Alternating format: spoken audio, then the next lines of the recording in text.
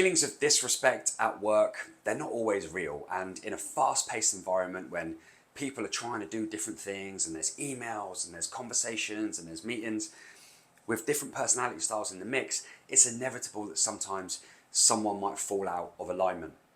But what's important is to recognize your own triggers so that you can then solve a situation instead of making it worse.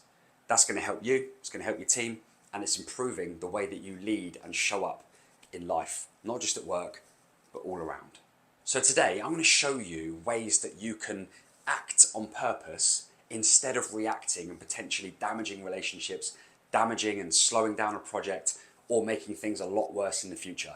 We don't want that. We want efficiency, we want positivity, productivity, and ultimately we want to put our energy into stuff that works. So we're going to look at 4 different personality styles. I want you to listen along and think, does that sound like me? If it does, then that's your style, and I'll tell you what you can do instead to take charge of a situation. Yes, stick up for yourself if you feel disrespected, but most importantly, move the situation into a positive place so that you can get way better results. Let's get into it. Examples of how a dominant personality might feel disrespected at work could be someone missing a deadline that was really important to the team. It could be being interrupted or spoken over mid-sentence. It could also be having a decision that you've made questioned publicly. And a real big one that I think happens all the time is meetings that have no real outcome and take far longer than they need to.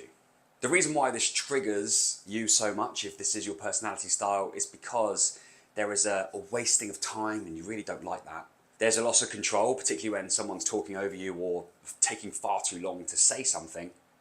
And it's very triggering when you have any kind of public challenge. Best thing to do here is lean into your strengths. You've got to be that helpful presence. You've got to be able to stop a situation and take control for the greater good. Saying things like, can we just have a moment? What do we need to do here specifically? Can be great for helping to bring clarity to a situation. You can choose your language carefully to not upset people, but instead help them along. You can determine if there is a disagreement exactly what that disagreement is about. You can say, just to be clear, are we disagreeing on this or are we disagreeing on this? And you can help the conversation go from conflict to resolution. Stay outcome focused, and if all else fails and you're in this situation, you can simply say, listen, what has to happen next? And it can just reframe the situation, keep everyone on track, stop you from being blunt and maybe offending people, but keep things moving along so that you feel more in control. And remember, if you're a dominant personality style, not all feelings of disrespect are attacks to you. They might just be nuances and differences in how other people do things. If you are an influencer personality style, then you might be disrespected when, for example, people show a lack of enthusiasm. You've delivered an idea, but it's kind of just fallen on deaf ears. That there's no energy or encouragement around you, and it feels like people just don't care about what you've done. The worst thing for you is when there's just a tumbleweed of silence after you've announced something that you think is a good idea. And that can really feel like disrespect, but it might not be. The reason that it triggers you is that you've got a sensitivity towards rejection. And the peak of that is a loss of a relationship or falling out with someone. That's why this stuff triggers you. The most important thing for you to do instead when you act rather than react is to take the emotion away from your words. And don't make it personal. You didn't like my idea, or did you like my idea? These are just setting you up for that emotional crash. So instead, ask questions that are outcome focused, like, what do you think I missed? Or, how do you think that will work? Or you can simply just ask, what are your thoughts? When you ask questions like that, you're playing to your strengths. You're playing to that dynamic nature of yours to want to get things done and want to have things in the right place for the team without that edge of feeling offended or rejected because your ideas aren't quite good enough.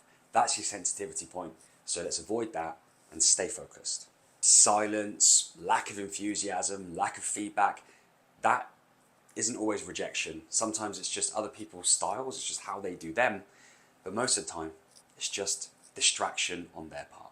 For those that are steady personality styles, you will feel disrespected when people shut you down, talk over you, or don't value your opinion fairly. You will feel disrespected when people rush you or come across as rude and abrupt. And something that also might cause you to react rather than act is sudden change, because that's not something that sits well with you, is it? The reason why those things trigger you as a steady person is that you like harmony. You like to make sure that things and everybody are okay and that things are nice and stable. So when you're interrupted or ignored or rushed or there's sudden change, it brings a level of tension that you're not comfortable with. You might feel an emotional instability. And it all comes down to a lack of safety at the end of the day. Now, in some cases, as a steady person, you've got to own your space. You've got to be able to step up. You've got to be able to be brave and courageous enough to believe in what you have to say is important. So remember, as a steady person, you've got to stand up for yourself, of course you do. But you've also got to recognise that there are other ways that you can get your point across. Going head to head with someone in a public setting probably isn't going to end well for you. So create the private, safe space to be able to calmly get your point across. For conscientious personality styles, things that might disrespect them at work are being rushed, people not reading things properly and paying attention to the details, people making decisions without having all of the data, any kind of vague feedback or criticism, and one of the worst ones for you are plans changing midway.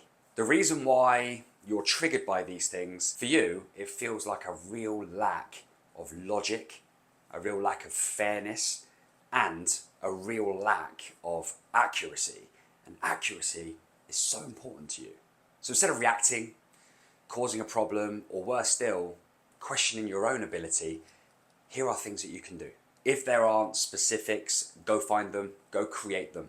Ask questions like, what specifically do we need to change? Or what was it specifically about what I did that wasn't quite right? What specifically do you think we should do next? Because if those details aren't there, you're never going to get them unless you go and ask for them. One thing you can do is you can take a step back and you can just pause. You don't have to move at the speed of other people until you're ready. Gather all your evidence, get your questioning and get in the right headspace, and then go and ask those questions that give you the details that you crave. So I hope you've enjoyed this video. Thanks for watching. Do let me know in the comments what style you think you are. I'm really curious to know. And if you like this sort of thing, subscribe to the channel, because I make videos like this all of the time. See you in the next one.